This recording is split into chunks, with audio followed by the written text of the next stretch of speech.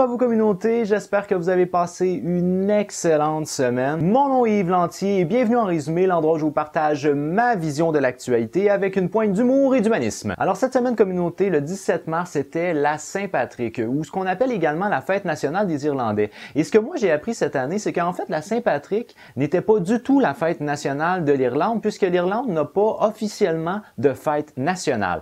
Alors la Saint-Patrick est en fait une fête qui est chrétienne, qui souligne le Saint-Patrick, qui lui-même n'est pas du tout irlandais et qui n'a jamais chassé les serpents d'Irlande. Mais à ce que j'ai cru comprendre, la Saint-Patrick n'est pas vraiment célébrée en Irlande, donc bonne fête aux Irlandais en Amérique du Nord. Alors communauté, maintenant, j'aimerais ça décerner ce que je pourrais qualifier comme étant mon big fail de la semaine. Alors je vais vous parler de l'histoire d'un Américain qui s'appelle Robert Durst. Robert Durst, c'est un multimillionnaire, voire même un milliardaire américain. Et monsieur Robert Durst est suspecté d'avoir participé à des meurtres ou même d'être le seul auteur de certains meurtres qui ont été commis dans le passé. Alors l'immense chaîne américaine HBO a fait un documentaire sur lui dans lequel il parle de l'histoire de Monsieur Durst. One thing that was very telling that Bob said, he said, all my life I've had more money than I could spend and it didn't make me happy.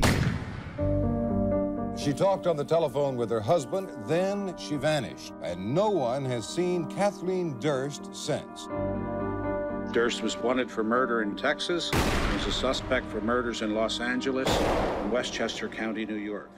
Maintenant, alors qu'il était en train de tourner la fin, donc la dernière épisode du documentaire qui portait sur la vie de Monsieur Durst, Monsieur Durst s'est absenté pendant l'une des dernières takes pour aller aux toilettes. Par contre, ce que Monsieur Durst a oublié, c'est que son microphone était encore allumé. Alors pendant que Monsieur Durst était en train de pratiquer ce que la nature lui oblige de pratiquer, il a dit la chose suivante. « Mais qu'ai-je donc fait? Je les ai tous tués. » Bien sûr. Alors cet homme-là a avoué alors qu'il était aux toilettes qu'il avait tué les personnes dont il était question dans le documentaire. Alors ce qu'il faut savoir maintenant, c'est que cet homme-là était suspect numéro 1 dans différentes enquêtes de meurtre, entre autres celle d'une très bonne amie à lui qui était également une partenaire de travail. Il était suspect aussi pour la mort de sa femme dans les années 80 et plus récemment, il était le suspect pour la mort d'un de ses voisins qui avait été démembré. Alors la chaîne HBO était en fait avec lui dans le but de faire un documentaire qui portait beaucoup sur ce meurtre-là, celui de son voisin qui avait été démembré. Mais finalement, ce qu'ils ont réussi à avoir, c'est un aveu formel de la bouche même du meurtrier qu'il avait été l'auteur de tous ces meurtres-là. Et là où on a un problème, comme vous en doutez très probablement, les systèmes judiciaires sont pas toujours parfaitement à point. Cette preuve-là pourrait être invalide puisqu'elle relève de la vie privée. Ce qui fait donc qu'il est possible que même s'il a avoué ouvertement sous un micro qu'il avait tué ces trois personnes-là, que la preuve ne soit pas prise en compte par la justice américaine. Le système de justice, c'est ça. Not tell the whole truth. Nobody tells the whole truth. Alors, communauté, encore une fois cette semaine, j'aimerais ça donner la parole à un abonné, mon bon ami Tommy Richard Leboeuf-McGregor. Je lui ai proposé de s'exprimer sur ce que moi j'appelle Joël Legendre, l'exhibeur public. Alors, ce qu'il faut savoir, c'est qu'ici au Québec, il y a un homme du domaine de la communication très connu, donc c'est un personnage public qui récemment a reçu une amende pour indécence publique, c'est-à-dire qu'il s'est masturbé dans un parc en pleine journée.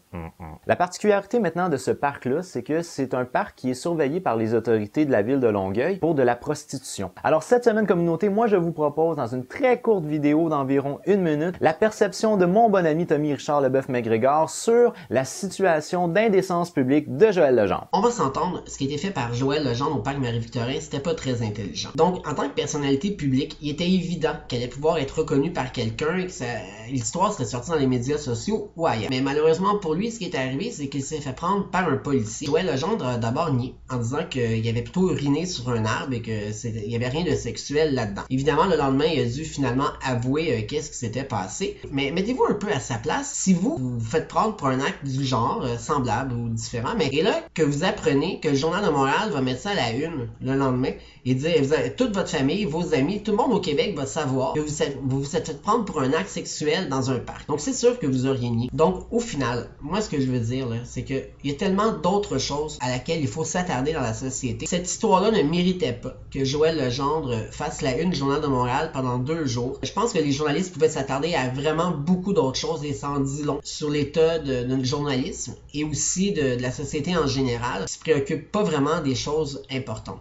Et voilà, communauté, alors maintenant j'aimerais ça vous entendre vous sur le sujet. Qu'est-ce que vous pensez de cette situation-là? Est-ce que selon vous, il y a une exagération par rapport des médias sur la couverture de cet événement-là? Alors laissez-nous savoir votre vision à vous en partageant avec un commentaire, ça va me faire plaisir d'avoir la chance de vous lire. Maintenant, en guise de dernière nouvelle, communauté, j'aimerais ça vous partager quelque chose qui relève vraiment de mes intérêts très personnels, mais si vous avez été tout comme moi un amateur de Eminem, donc le rappeur américain qui est un rappeur blanc qui a percé dans un domaine qui était réputé à l'époque pour être vraiment pour les Afro-Américains, alors Eminem a souvent parlé de sa petite fille Hailey dans différentes chansons qu'il a écrites. Et maintenant, récemment, une des photos de sa petite fille Hailey, qui est aujourd'hui âgée de 19 ans, est devenue virale sur Internet. Pourquoi? Parce qu'elle est devenue une très belle jeune femme. Alors moi, je suis prêt à parier un fort prix que l'homme qui va vouloir dater cette fille-là doit s'armer, mais solidement, parce que j'ai comme l'impression que papa va être un tantinet surprotecteur. Alors sur ce, communauté, pour moi c'est déjà tout. Je vous remercie immensément d'avoir regardé ma vidéo du début jusqu'à la fin. Si vous l'avez aimé, n'oubliez pas d'y donner un petit j'aime. Si vous l'avez vraiment aimé, vous pouvez bien entendu la partager parce que ça me fait toujours plaisir d'accueillir de nouveaux abonnés. Sur ce, communauté, moi je vous dis à jeudi prochain. J'ai déjà hâte de vous voir. As always, with love. Bye bye.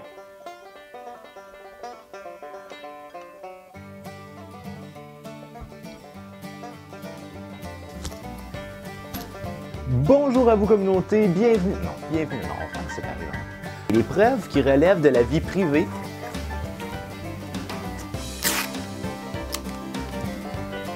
Non.